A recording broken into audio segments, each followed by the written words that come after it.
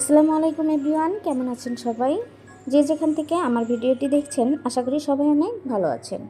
আজকে চালের গুঁড়া দিয়ে পারফেক্ট একটি রুটির রেসিপি আপনাদের সাথে শেয়ার করব।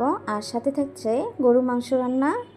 আসছে কুরবানি ঈদ, আশা করি আমার এই রেসিপিটি আপনাদের কাছে অনেক উপকারে আসবে।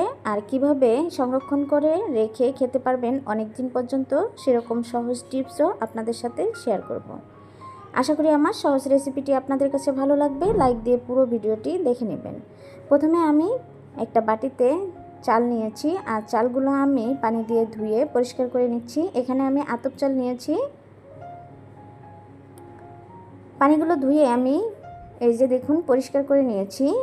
কয়েকবার পানি চেঞ্জ করে করে ধুয়ে নিয়েছি। এই যে পানি ঝরানোর জন্য একটা স্ট্রেনারে দিয়ে রেখেছিলাম, আর পানিগুলো ঝরিয়ে নিয়েছি। আর ব্লেন্ডার জারে আমি আটা করে নিয়েছি। এখন চলে যাব চুলায়। চুলায় একটা টপার বসিয়ে দিয়েছি। এখন দিয়ে দিচ্ছি পরিমাণ মতো পানি। পানির মধ্যে দিয়ে দিচ্ছি স্বাদ মতো লবণ। সামান্য পরিমাণের তেল এখানে দিয়ে দিচ্ছি। তেল দেওয়ার কারণ হচ্ছে আমি যে ডোটা করে নেব সেটা অনেকটাই সফট হবে। এখন আমি এর মধ্যে অ্যাড করে দিচ্ছি চালের গুঁড়া। আপনারা আপনাদের পরিমাণ অনুযায়ী কমিয়ে বাড়িয়ে দিতে পারেন। আমি যে পরিমাণের পানি দিয়েছি সেই অনুযায়ী দিয়ে নিচ্ছি। এখন চালের গুঁড়োগুলো একটু ছড়িয়ে দিচ্ছি। তারপর ঢাকনা দিয়ে ঢেকে চুলার আঁচটা মিডিয়াম রেখে কিছুক্ষণ সময় সিদ্ধ করে নেব।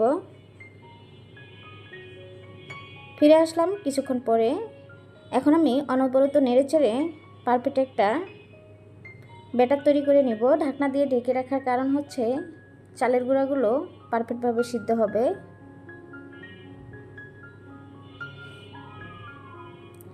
এখানে অবশ্যই চুলার আঁচটা মিডিয়াম রেখে চালের গুঁড়াগুলো ভালো করে সিদ্ধ করে নিতে হবে। এতে করে কিন্তু পারফেক্ট একটা ডো হবে। আর ডোটা যদি পারফেক্টভাবে বানানো যায় তাহলে কিন্তু রুটিগুলো অনেক সুন্দর হবে। ভালো করে মিশিয়ে নিয়েছি। এখন ঢাকনা দিয়ে ঢেকে চুলাটা অফ করে 5 মিনিটের জন্য রেস্টে রেখে দিব। এতে করে আরও পারফেক্টভাবে চালের গুঁড়াগুলো সিদ্ধ হয়ে যাবে। এই যে দেখুন পারফেক্টভাবে সিদ্ধ হয়েছে, আর কতটা ঝরঝরে হয়েছে সেটা তো আপনারা দেখেই বুঝতে পারছেন। এখন একটা প্লেটে নামিয়ে নিচ্ছি। এটা গরম অবস্থায় ভালো করে ম্যাশ করে নিতে হবে, তা না হলে কিন্তু রুটিগুলো ফেটে যাবে। একটা স্টিলের গ্লাস দিয়ে আমি ভালো করে ম্যাশ করে নেব। অনেক সুন্দরভাবে চালের গুঁড়াগুলো সিদ্ধ হয়ে গিয়েছে। এখন স্টিলের গ্লাস দিয়ে ভালো করে ম্যাশ করে নিচ্ছি।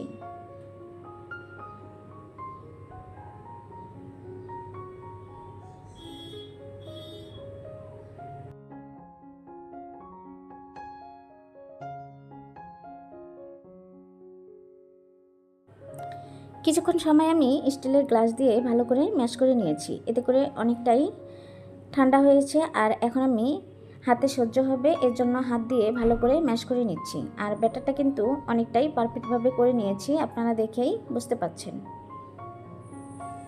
অনেকেই এই রুটি বানানোর ঝামেলার জন্য রুটি বানাতে চান না। আর ঈদের সময় তো অনেক ব্যস্ত থাকেন, সেজন্য কিন্তু অনেকেই রুটি বানাতে পছন্দ করেন না। তার জন্য কিন্তু আমি আপনাদেরকে সহজ একটা টিপস বলে দিব কিভাবে ঝামেলা ছাড়া আপনারা খুব সহজে রুটি বানাতে পারবেন এবং কোরবানির মাংস দিয়ে খেতে পারবেন। কোরবানির মাংস দিয়ে কম বেশি সবাই রুটি খেতে পছন্দ করেন। দেখুন এই যে আমি কয়েকটা লাচি কেটে নিয়েছি, ঢাকনা দিয়ে ঢেকে দিব। এখন আমি মাংস রান্না করে নিব। এর জন্য এখানে 1.5 কেজি গরু মাংস নিয়েছি। পরিমাণ মতো পেঁয়াজ কুচি দিয়ে দিলাম আদা রসুন বাটা। এখন দিয়ে দিচ্ছি মরিচের গুঁড়া, দিয়ে দিব ভাজা জিরা গুঁড়া, ধনিয়া গুঁড়া, হলুদের গুঁড়া, গরম মশলার গুঁড়াটা আমি পরে অ্যাড করে দিয়ে দিব, আর পরিমাণ মতো লবণ।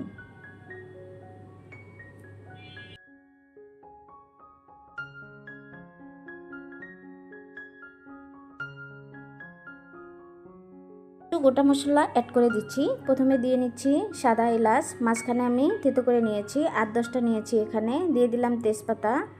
এখন দিব কয়েকটা দারচিনি। এখন আমি এখানে গরম মশলা অ্যাড করে দিচ্ছি। দিয়ে দিব পরিমাণ মতো তেল।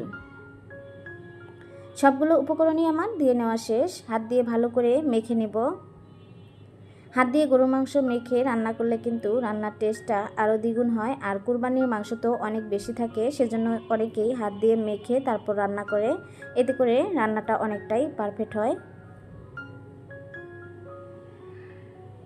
একটু সময় নিয়ে ভালো করে মেখে নিতে হবে, এতে করে অনেকটাই পারফেক্ট হবে আর মাংসর গায়ে গায়ে মশলাগুলো সুন্দরভাবে লেগে যাবে।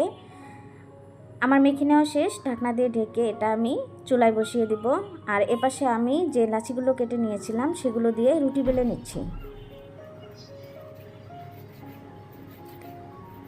আমার ডোটা কিন্তু অনেকটাই পারফেক্ট হয়েছে, এজন্য রুটিটাও কিন্তু অনেকটাই পারফেক্ট হবে। আপনারাও চেষ্টা করবেন পারফেক্টভাবে ডোটা করে নেওয়ার জন্য, এতে করে রুটিটা অনেক পারফেক্ট হবে।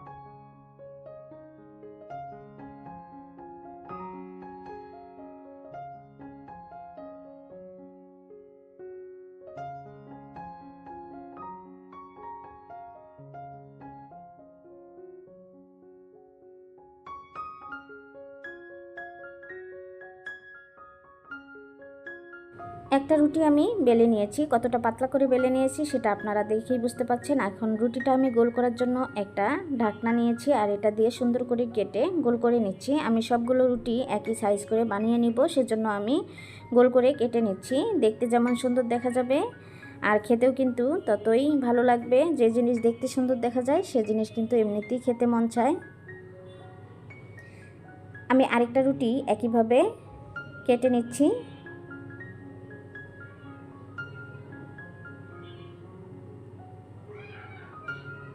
একইভাবে আমি আরেকটা রুটিও গোল করে কেটে নিচ্ছি।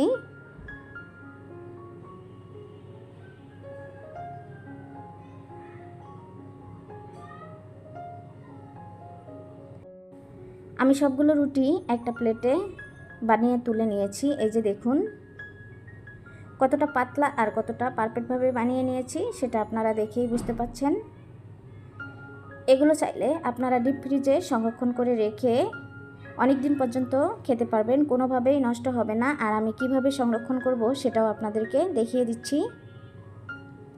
এখানে একটা পলি ব্যাগ নিয়েছি আর এর মধ্যে আমি রুটিগুলো রেখে দিচ্ছি, ভালো করে মুখটা আটকিয়ে তারপর আমি রুটিগুলো ডিপ ফ্রিজে রেখে দিব। এতে করে রুটিগুলোর সুন্দরভাবে থাকবে আর কোনোভাবেই নষ্ট হবে না।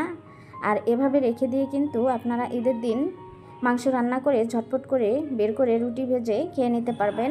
কোনো রকম ঝামেলা ছাড়াই পারফেক্টভাবে এই রুটিগুলো ভেজে নিতে পারবেন আর গরুর মাংস দিয়ে খেতে পারবেন। অনেকেই আছে কোরবানির ঈদে গরুর মাংস দিয়ে রুটি খেতে পছন্দ করেন, তবে বানানোর ঝামেলার জন্য মাংস দিয়ে গরুর মাংস রুটি খেতে পারেন না। আর তাদের জন্যই আমি এই সহজ পদ্ধতিটি আপনাদের সাথে শেয়ার করলাম। এই যে দেখুন এপাশে মাংসটা কিন্তু প্রায় হয়েই গিয়েছে। এখন নেড়েচেড়ে এর মধ্যে পানি দিয়ে আমি আরেকটু সময় রান্না করে নেব।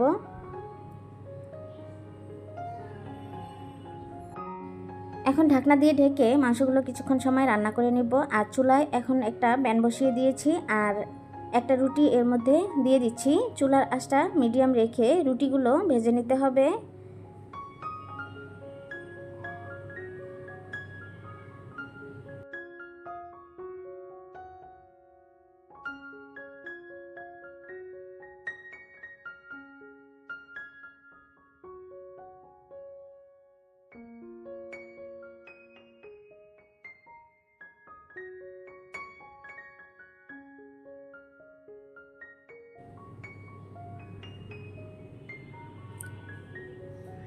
একটা রুটি আমি ভেজে নিয়েছি, এই যে দেখুন কতটা পারফেক্টভাবে ভেজে নিয়েছি। আরেকটা রুটি আমি একইভাবে ভেজে নিচ্ছি।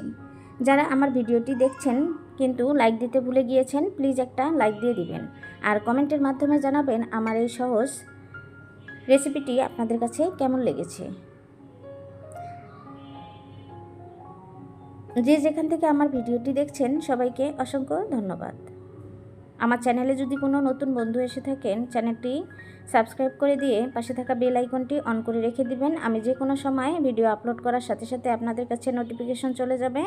সময় সুযোগ বুঝে আমার ভিডিওগুলো দেখে নিতে পারবেন। আর যারা অলরেডি সাবস্ক্রাইব করে দিয়েছেন তাদেরকে অসংখ্য অসংখ্য ধন্যবাদ। দেখুন আমি এক এক করে কয়েকটা রুটি ভেজে নিয়েছি।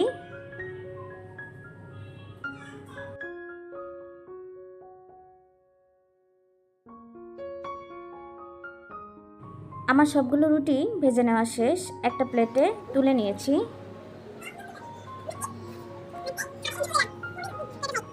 আমি যে রুটিগুলো ভেজেছি সেগুলো কিন্তু একটাও পুড়ে যায়নি। আপনারাও চেষ্টা করবেন রুটিগুলো ভাজার সময় যাতে করে পুড়ে না যায়। পুড়ে গেলে কিন্তু রুটিগুলো দেখতেও খারাপ দেখা যায় আর খেতেও কিন্তু ভালো লাগে না। আমি মাংসটাও রান্না করে নামিয়ে নিয়েছি।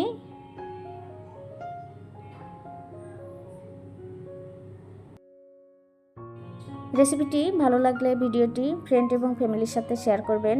আজ এ পর্যন্ত, আবারও কথা হবে অন্য কোনো ভিডিওতে। এ পর্যন্ত সবাই ভালো থাকবেন, সুস্থ থাকবেন, সবাই সবার পরিবারের খেয়াল রাখবেন, আমার পরিবারের জন্য দোয়া রাখবেন। আল্লাহ হাফেজ।